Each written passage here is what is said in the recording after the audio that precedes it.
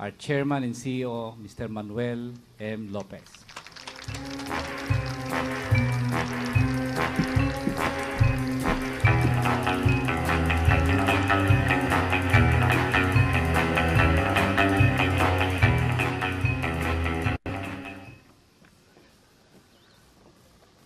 Magandang gabi sa atin lahat, mga kapamilya.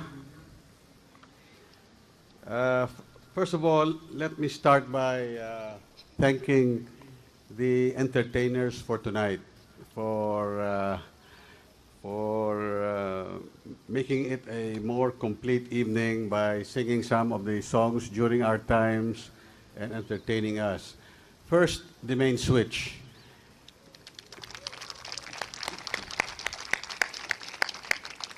Alam mo, kung hindi ko nakikita yung mga mukha ninyo, I would not believe that this is the same main switch that I used to listen to every employee's day.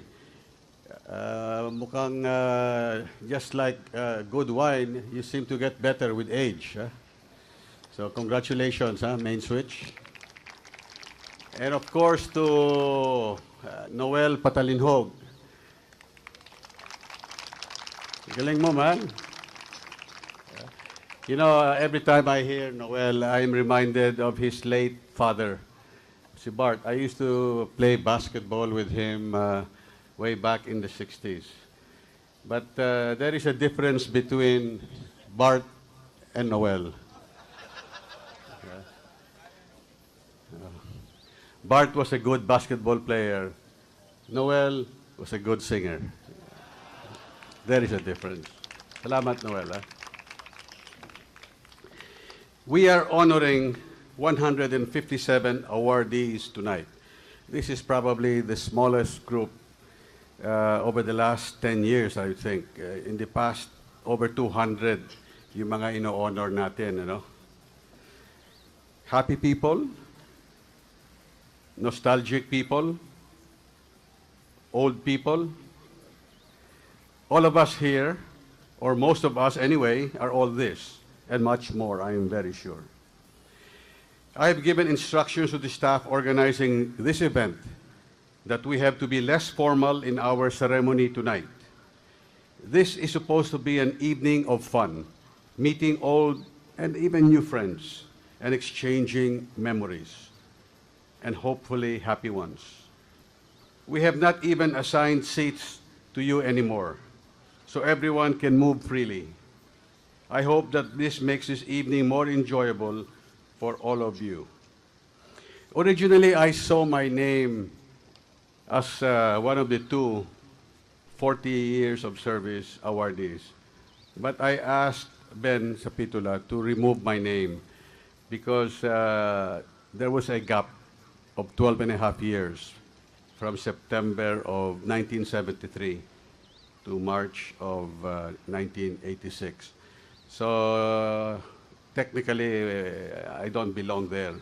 But yes, I joined the company together with Joging Gona in 1965. Talagang, tumatanda na tayo. Oh, he even corrected me. 1964 daw siya. 1964. Ako, sabihin ko 74. Pero yun lang, martial law. 1974. First of all, I would like to thank one of the 25-year awardee, Annie Kabling, for a beautiful and inspiring Christian prayer. This company may be predominantly Catholic, but we do recognize that we also have employees with other religious inclinations who are working side by side with all of us every day. We are, after all, one family working towards one collective dream. I want to thank Elboy Gonzalez for the nice message that he shared with us. Si Elboy is not really from Mekawayan or Pigibara. Para sa akin si Elboy, si Big Brother lang yan. Elboy, ready ka na sa Sabado, ha? To Serafin Cueto, yes, you're right.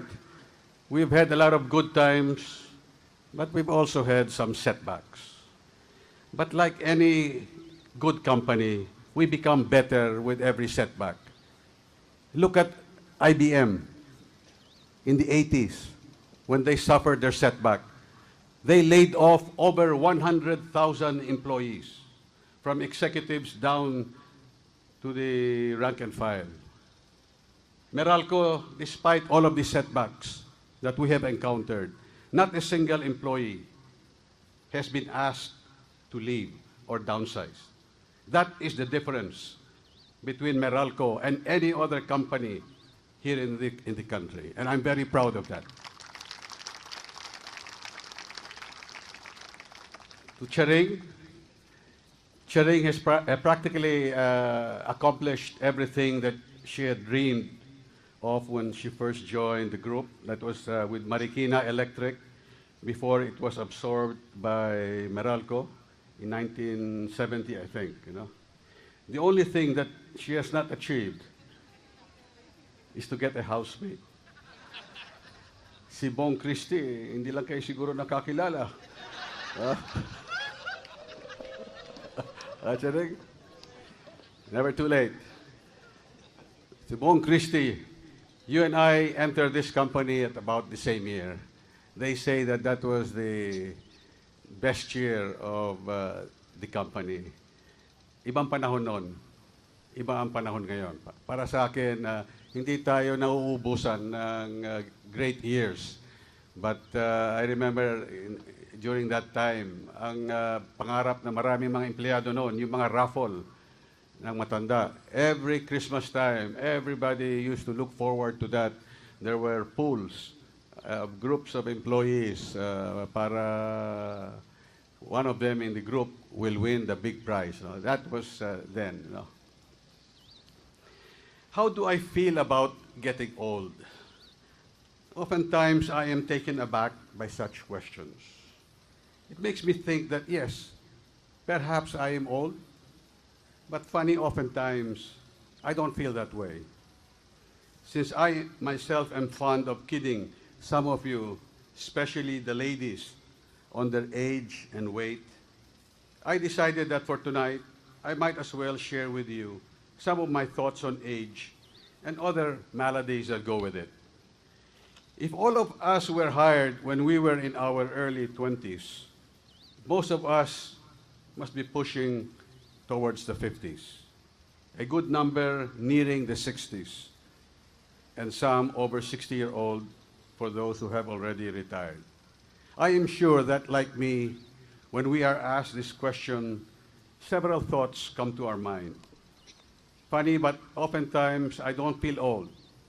Do you? Of course, in our pockets or in your bags are pill boxes of medicines for maintenance, for ailments, and for others, like my good friend here, who joined in 1964. He has 2 different pills. When he is in Manila, from Monday to Friday, he has the blue pill in his pocket. On weekends, when he goes to Tagaytay, Subic, Baguio, and other places, he resorts to the weekend pill, the Cialis. You can check his wallet. Interesting too, these days I decided that old age is in fact a gift. It is something to cherish and enjoy, and not be bitter of what may have been or sorry for what had not been. We have seen a number of our friends and dear colleagues leave this world, perhaps too soon. That we are still here tonight, enjoying and understanding the greater freedom that comes with age is worth all the jeers and taunts, even among ourselves, on our age and aging. Now I am sure we are finding out that we care less about what other people think. I sometimes question myself anymore. I think I even earn the right to be wrong sometimes. And it is okay by me to be told so just the same. For the first time in my life, I am now probably the person I have always wanted to be, without unnecessarily stressing or pressuring myself or pushing it, so to speak. I do realize that perhaps fatalistically, what I am now cannot be changed drastically. Not my body anyway. That one is changing. But who cares? I do not despair over my figure. I know that many of us do. In my case, I still try to exercise a lot. I try to eat the right stuff. But sometimes when I look at myself in the mirror, sometimes I cannot recognize that person who seems to be staring back at me. Who is that old person? Hindi naman full of wrinkles, but with baggy eyes and a little graying hair. But come to think of it, I don't anymore agonize about trivia for some time now. I would never trade my amazing friends, my wonderful family, and this great company of people, collectively called the Meralco family, for less gray hair, a flatter stomach, and even a lower blood pressure. They come with these old machines, wear and tear. Even if this machine is like a Mercedes-Benz with thousands of mileage under its chassis. It has traveled and seen much, and most of them were wonderful. No regrets. I will, and I often have used my senior citizen's card like a badge of honor, aside from the discount. Ako, hindi ako nahihiya eh. Hindi kamukha ng isang kaibigan ko. Pag lumalabas kami, pagka may mga nasa lamesa na medyo bata-bata, ayaw niya ilabas yung senior citizen. Nagpapaano pa siya na he is below 60. Ewan ko. Kaya minsan, pagka ako nag-iimbita, napapamahal tuloy ako dahil I look forward to, when we all eat, all senior citizens, talaga automatic yun. We go to good restaurants dahil minus 20%. Except my friend.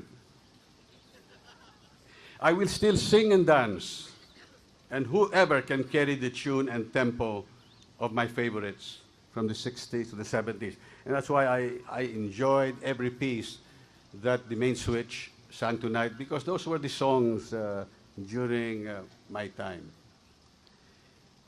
I will still wear my weekend clothes, and I oftentimes look like I'm just an older brother of Michael and Mark. That's the way I like to dress on weekends.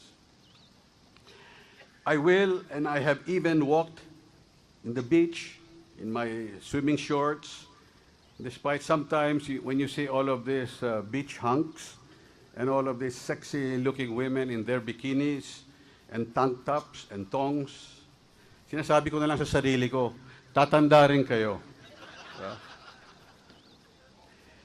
The biggest challenge for all of us here now, as we are aging, is to age gracefully. When I see some of our former colleagues, the retirees, all the old-timers here in the company, when I ask them, ano ginagawa nyo ngayon? Wala, nag-aalaga ng apo. I don't think that's a nice way to age. To be a couch potato, watching TV the whole day, hindi na nag-aahit, naka-shorts na lang or pajamas, at wala na, parang wala nang animo. No, that's not the way. You're gonna age fast, you're gonna get sick, and life will pass you by. You have to do something. Kung wala kang ginagawa, read a good book. Read something interesting. Go to the mall. Mag-malling kayo. No? Once in a while, get a karaoke and sing. Do something, pero wag yung ano na lang, yung nag-aalaga ng apo. Ano, boo, bulaga. That's the language that you will learn as you get old. You are retrogressing. You cannot, in the end, you will not be able to carry a intelligent, magsama-sama, like yung mga nakikita dito every Tuesday in Green Hills, all of our retired engineers, they all try to keep up with each other. That's the way that you ought to go, and then look forward to the next get-together, you know. And once in a while, sumayaw, go dancing. I remember very well Florentino Martinez, the oldest living ex-Meralco employee. His daughter told me last Friday in the engineering day launch that the mother who died 5 years ago at the age of 95, together with the father, used to go dancing regularly. Even 3 days before she died, they were dancing New Year's Eve. Kaya siguro kumuha kayo ng DI or, well, you can always go to some place that where you can go dancing, you know. Umuwi lang kayo maaga. I am fully aware that I am sometimes forgetful, but then again, sometimes life might just be as well be forgotten. But eventually, I do remember the important things, the memorable events of fun and fellowship, as well at times of moments of despair and even sorrow. But most of all, I remember people, friends, and even adversaries I meet on life's way. They all made my life uniquely exciting and delightful in its own way. They made my life so much richer and fuller. It is easier for me to be even more positive nowadays. Perhaps this is the reason why I survived crisis after crisis of our life here in Meralco. We are not going to live forever, but I have resolved that while I am still here, I will not waste time lamenting what could have been or worrying about what will be. Those of us here with 25, 30, 35, and 40 years of service, and most of all, those who have already retired, must remember a lot of things about Meralco. Events and circumstances making up such lifetimes are not easy to forget, nor easy to remember, depending on one's state of mind or age. But I hope what all of us remember fondly are mostly the good times and not the bad times. There will always be bad times. There is no perfect company. Ang dapat natin maalala yung mga saya natin, like for example, yesterday in the cheering competition, I don't think there's any other company here in this country that has events like that, where lahat tayo nagkakasamahan, nagsasama-sama, may kantsawan, cheering. And at the end, it's a one united Meralco. Yan ang dapat maalala natin, hindi yung promotion na nahuli o yung merit increase na naliliitan ka o yung may enkwentro ka sa supervisor mo. You have to move on. Trying to be bitter or thinking about those bad things will only make you more miserable and also your family. I know that because when I go home at times, when I carry with me the burden of what has happened, unfortunately, it is my wife who has to suffer those consequences. That's why as much as possible, at the end of the day, I just resolved to myself, tama na, wala ka na rin magagawa. There's really nothing that one can do after office, but to just pray and wish for the best. Last night also at the Hall of Fame, there were a number of ex-employees and retirees that we saw. And one of them is Ramoncito Campos. Look at Mr. Campos. He is 80 years old. He looks as though he were only about 50 or 60 years old. Ganun pa rin. Masaya pa rin. Sprikitik pa rin ang tawag sa kanya. Umiinom pa rin. Pag may dumadaan na babae, like yung mga cheerleaders, tumitingin, guwapa, guwapa. Ganun pa rin siya. Yan ang kailangan. We still have to know how to appreciate beauty. Yung mga ganyan. Hindi yung parang wala na, parang wala ka nang pake na wala na, matanda na ako. Wala, mapapabilis ang buhay niyan. It is difficult to feel bad or to be bitter for the rest of one's life. For most of us here, our lives are predominantly Meralco.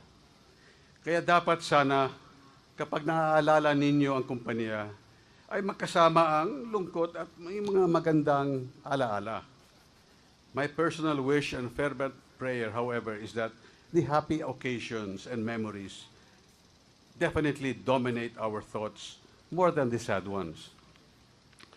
When I get to meet some of our colleagues and from the letters I receive from former employees, the topic sometimes dwell on pleas and requests not granted, of injustices supposedly done, and even lingering complaints not heard or seem not to have been acted upon. I'll give you one example of one of the honorees last night, the best baseball player that we've ever had, Sotero Te Cabahog. I think many of you remember him. He opted to retire before the age of 60 because he wanted his son to work in Meralco. But since he has already a daughter working here in the company, and there is a limit to the number of relatives that can be employed at one time, he decided to retire, only to find out shortly after that that a no hiring policy was instituted by the company. And so his son could not be hired, and he did not want also to recall his retirement. Nandun na raw eh. Wala siyang samaan loob.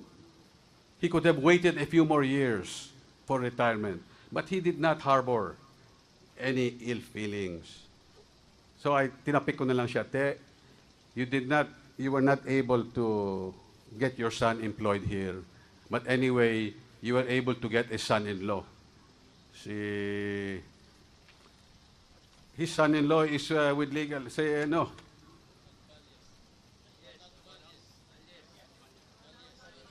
Yeah, Attorney Valles, who is one of our outstanding executives who will be accorded that award tomorrow. So sabi ko, ayan, may son-in-law ka pa. So anyway, that's another example that I wanted to spell out tonight. No? Ako ay naghihingi ng paumanhin sa inyong lahat kung mayroon man akong naging pagkukulang sa kahit isa man sa inyo. Hindi ko kayang ibigay o pagbigyan ang lahat na hiling ng bawat isa sa inyo. Ang aking lamang inaalagaan ay ang kapakanan ng lahat ng mga empleyado. There are close to 6,000 employees in this company, serving more than 4.3 million customers. And sometimes to make a difficult decision requires a Solomonic one. Ang lungkot ko lamang ay para sa kapakanan ng kakarami at sa tagumpay ng kumpanya. This company's management, and I in particular, cannot grant particular individual requests or wishes all the time.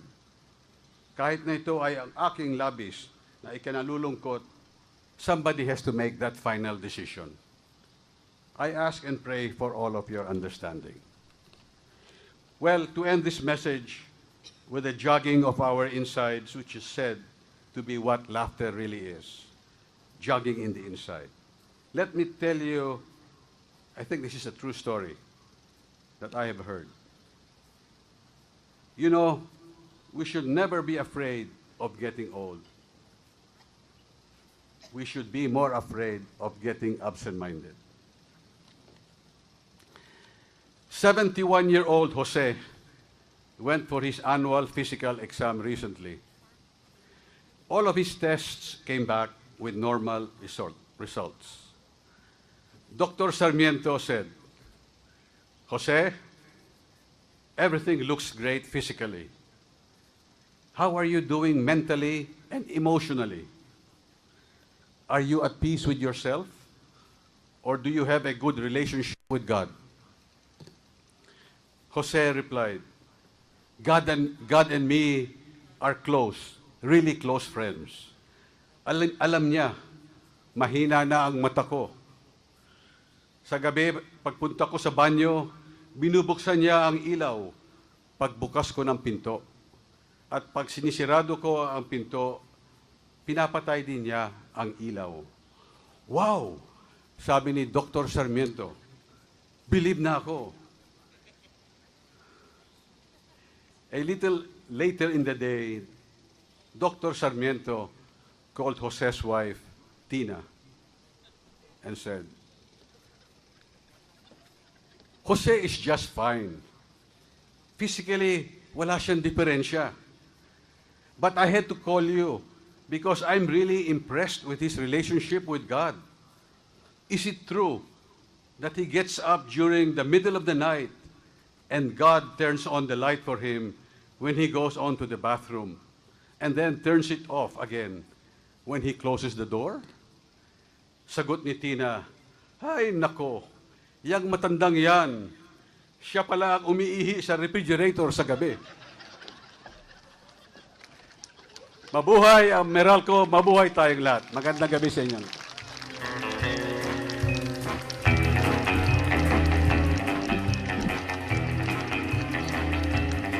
Thank you, Mr. Lopez. Kaya pala yung bili ng ref ni Mang Boeing. Lagi daw sira. Oh,